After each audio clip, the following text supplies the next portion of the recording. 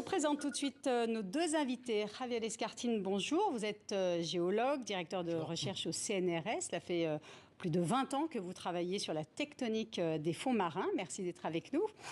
François Chartier, bonjour. Vous êtes, vous, chargé de campagne océan et pétrole chez Greenpeace. Alors, j'ai appris que nous connaissions moins les fonds marins que la surface de la Lune. Quel est l'état de notre connaissance de ces grands fonds océaniques, Javier Escartine?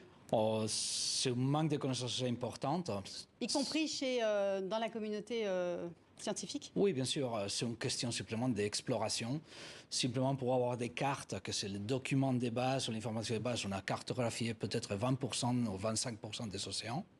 Et si on pense à observation, c'est probablement quelques dizaines de kilomètres carrés. Donc, combien de mètres de profondeur faut descendre pour découvrir ce plancher océanique? Bon, la moyenne des océans, c'est 3000 mètres. Les points les plus profonds, 11 000 mètres. Et si on parle des ressources de minerais, on parle des profondeurs de 4000, 5000 mètres de profondeur. Et quelle est la topographie, quelle est la géographie des fonds océaniques? Ça varie énormément selon les zones. Donc, les fonds c'est comme la Terre? Non, c'est très différent. Il y a une chose qui s'appelle les dorsales océaniques au milieu des océans, qui sont de l'ordre de 2000 mètres de profondeur, 2000-3000. C'est là que la croûte se forme. Et après, ça descend vers ce qu'on appelle les plaines abyssales. Ce sont des régions plus sédimentées, avec moins de relief. Et c'est là qu'on retrouve les nodules. C'est une des trois sources de minerais possibles. Alors, vous, à Greenpeace, c'est votre nouveau cheval de bataille, ces fonds océaniques. Vous avez commencé une campagne. Qu'est-ce qui intéresse les multinationales? Il y a une menace. Aujourd'hui, personne n'exploite les ressources minières et heureusement des grands fonds, mais la menace se précise puisqu'un certain nombre d'industriels veulent exploiter ces fameux nodules polymétalliques.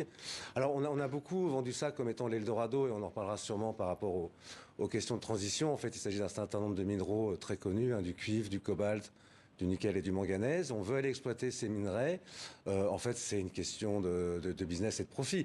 Et la menace environnementale, elle est énorme et on peut l'éviter. Mais aujourd'hui, il n'y a pas d'exploration, vous dites? Il y a de l'exploration. Il y a de l'exploration scientifique, il y a aussi de l'exploration à des fins minières, donc d'aller tester des machines, d'aller tester les rendements. Donc c'est l'exploration dans ce cas-là qui est vraiment en fait de la prospection minière, comme on dit dans d'autres domaines, dans le pétrole. Mais il n'y a pas d'exploitation industrielle. Et il y a aujourd'hui, dans le cadre d'une conférence des Nations Unies, un débat sur faut-il aller exploiter, faut-il mettre en place un code minier, faut-il accélérer parce qu'il y a une pression de certains États pour l'exploitation, ou faut-il aller vers un moratoire, qui est la position portée par les ONG ou la France et une vingtaine de pays. Que pense le scientifique? Donc oui, on est en train de faire des évaluations des ressources, on fait la cartographie, on peut commencer à savoir la quantité de minerais qu'il y a sur différentes zones. Il y a assez de ressources, c'est vrai, pour faire une transition écologique, ça c'est pas la question. La question est si on peut le faire du point de vue technique, ça c'est une grande question en ce moment. Et après, il y a toutes les conséquences qu'il peut avoir pour l'environnement, par la manque de connaissances à la fois des écosystèmes au fond de la mer, parce qu'on n'a jamais étudié tout ça en profondeur, mais aussi parce qu'on ne connaît pas non plus les systèmes d'exploitation minière qui sont encore très expérimentaux. Donc on ne sait pas quelles vont être les conséquences dans l'environnement, les bruits, les dépôts de sédiments, les rejets qui vont être faits à la mer. En fait, on ne sait pas, comme on ne sait pas exactement, on ne connaît pas ces fonds océaniques, on ne sait pas quelles pourraient être les conséquences de l'activité humaine. Absolument pas, parce que d'abord, d'une part, on parle toujours du fond océanique, il y a les écosystèmes, c'est la base, les substrats où il y a certains écosystèmes au fond de la mer, mais on oublie que tout cet écosystème, c'est lié à la surface par toute la colonne d'eau. Toute la colonne d'eau qu'il y a dans les océans, c'est 90% probablement de la biosphère de planète Terre. Tout impact qu'on va voir au fond de la mer aura éventuellement des conséquences jusqu'à la surface. Quel est le statut juridique de ces fonds océaniques? Alors c'est ce qu'on appelle la haute mer. La haute mer, c'est le bien commun de l'ensemble de l'humanité. Et donc, ça dépend du système des Nations Unies, ça dépend, alors c'est très juridique, mais ça dépend de ce qu'on appelle la Convention des Nations Unies du droit de la mer. Et il y a une organisation qui s'appelle l'Autorité internationale des fonds marins, qui est basée à Kingston, en Jamaïque, qui a 2 mandats. Et ces mandats peuvent être d'une certaine manière contradictoires et qui expliquent la complexité politique dans laquelle on est. D'une part, elle est chargée de mettre en place l'exploitation. Alors ça a été écrit dans les années 80, les questions environnementales, on ne les avait pas trop intégrées. Mais d'autre part, son mandat, c'est aussi d'empêcher la destruction du milieu marin et d'en garantir la protection. Et aujourd'hui, on n'est pas capable de dire, comme vous le disiez, que si on descend des bulldozers pour aller chercher des nodules, on pourra garantir la protection. On est plutôt capable de dire, a priori, ça va plutôt être extrêmement destructeur. Donc aller vers l'exploitation serait en contradiction même avec le mandat. Donc il y a une bataille juridique qui explique pourquoi aujourd'hui il n'y a pas encore de code minier, il n'y a pas encore de réglementation, parce que c'est extrêmement complexe. On n'arrive pas à répondre à des questions aussi basiques que quel va être l'impact d'une activité. Donc il n'y a pas de consensus de la communauté internationale sur cette question-là? Il n'y a plus de consensus et ça c'est très très intéressant parce qu'il y en a eu une, c'est ça? Jusqu'à l'année dernière, cette autorité, de manière un peu dans son coin, personne ne s'intéressait à ce qui se passait à Kingston, en Jamaïque, sur les fonds marins, construisait tranquillement son code minier pour un jour aller exploiter. Et là, le consensus, il a explosé. Un certain nombre de pays, d'abord des pays d'Amérique du Sud, comme le Costa Rica, le Chili, des pays du Pacifique, et récemment la France. Le président Macron a clairement pris position pour une interdiction de toute exploitation des fonds marins. Et ces pays se sont exprimés pour la première fois à Kingston à la conférence de l'Assemblée générale en juillet. Donc on a aujourd'hui deux camps, on a vraiment une dynamique pour le moratoire, contre l'exploitation, pour la protection du milieu marin, qu'on n'a jamais connue. Et ça, c'est très nouveau. Et quels sont les pays qui sont plutôt en faveur de l'extraction? Alors, il y a un cas de figure qui est très intéressant. Il y a une toute petite île du Pacifique qui s'appelle Nauru, et qui est le sponsor d'une entreprise canadienne qui s'appelle The Metal Company. Tout ça, c'est très peu connu. Ils ont pour projet d'aller exploiter au plus vite. Ils ont les moyens technologiques, en tout cas ils l'affirment, et donc Nauru pousse très fortement à accélérer par des moyens juridiques l'exploitation. Ils sont soutenus par la Norvège, par le Royaume-Uni, ou des pays comme la Chine, qui est très fort en faveur de l'exploitation, ou de manière plus... Voilà, le Mexique notamment, par exemple. Javier Escartine, est-ce que, comme pour le pôle Sud, il y a une coopération internationale entre les scientifiques? Oui, il y a... Bon, on a fait énormément de projets à niveau européen, par exemple, c'est une coopération avec les États-Unis, à la fois pour caractériser toute cette zone des ressources minières. On a parlé des zones abyssales où il y a les nodules. On fait aussi des travaux sur les dorsales océaniques où il y a les systèmes hydrothermales. C'est une autre possible source de minerais. Et aussi ce qu'on appelle les croûtes. Il y a dans des îles, dans les côtés des îles, il y a des croûtes de manganèse qui peuvent avoir un intérêt économique. Et tout ça se fait par des projets nationaux et aussi internationaux. Et ça qu'on arrive à voir, c'est un consensus à niveau international du point de vue des chercheurs, qu'on a un manque de connaissances pour donner un avis sur l'impact. C'est-à-dire qu'aujourd'hui, si on vous demandait votre avis, si cette agence onusienne demandait l'avis de la communauté internationale, vous ne seriez pas capable de répondre? Non, parce que du point de vue écosystème, par exemple, chaque fois qu'on fait une campagne océanographique, on découvre de nouvelles espèces. On ne connaît pas la vitesse ou l'importance de ces écosystèmes pour le reste du système océanique, si vous voulez.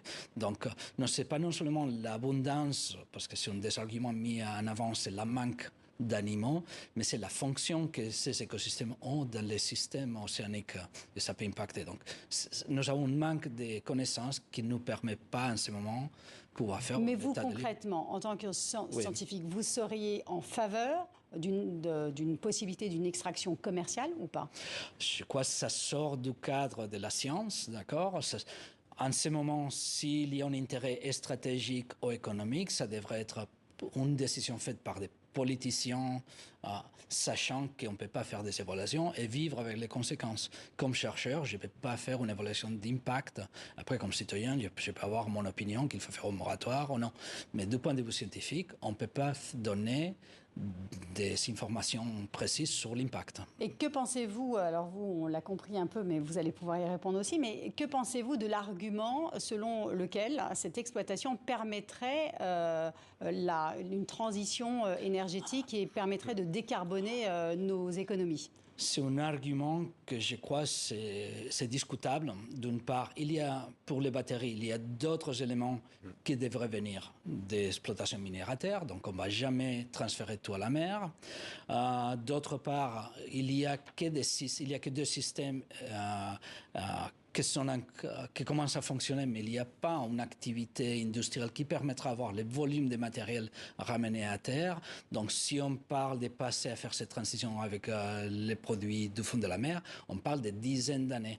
Et après, on ne prend pas en compte que peut-être il faut mettre ça dans un cadre différent sur la sobriété économique, aussi pour des ressources, et aussi avec possible changement de technologies qui permettront d'utiliser d'autres minéraux qui ne sont pas disponibles au fond de la mer. Vous pensez, vous également, qu'il faut plus de sobriété et ne pas aller souiller les fonds marins alors que nous l'avons peut-être suffisamment fait sur Terre? C'est extrêmement cynique et on voit là aussi vraiment les stratégies qu'on voit aussi notamment dans l'industrie des hydrocarbures de greenwashing. Quand on voit les entreprises qui veulent aller miner, qui montrent un nodule en disant ceci est l'avenir et ceci est l'électrification. C'est cynique parce qu'en fait, ce qu'on est en train de mettre dans la balance, dans cette équation, c'est si vous voulez sauver le climat, il faut sacrifier les grands fonds. Or, c'est complètement scientifiquement aberrant. C'est-à-dire qu'on a besoin d'écosystèmes fonctionnels, océaniques et autres, pour que le climat fonctionne. Tout ça interagit. On ne peut pas mettre d'un côté la biodiversité, de l'autre côté le climat. Donc, d'un point de vue scientifique, c'est stupide. Et d'un point de vue politique, c'est d'un cynisme qui est totalement inacceptable.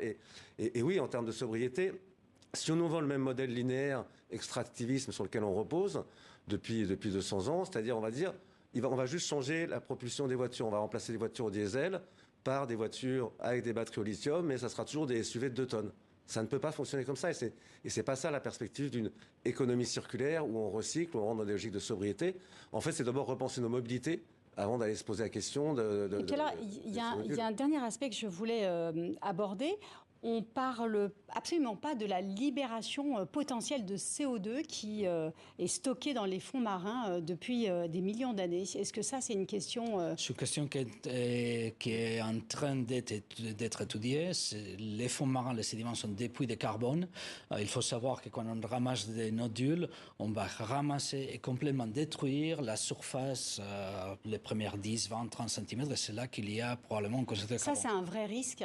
Non, c'est une certitude, ce n'est pas une question de risque. Il faut savoir aussi qu'on parle beaucoup de minerais soutenables. On ne devrait pas parler comme ça. Il faut penser qu'un nodule, le taux de croissance d'un nodule, c'est d'entre 1 et 10 mm par million d'années. Donc, une fois qu'on a ramassé ce nodule, ça va prendre des millions d'années à se former. Et on sait que les endroits qui ont été minés, il n'y a pas eu une récupération après 20, 30, 40 années. Donc, les vitesses du système en profondeur sont beaucoup plus lentes à terre, donc on ne peut pas faire une extrapolation. Merci à vous.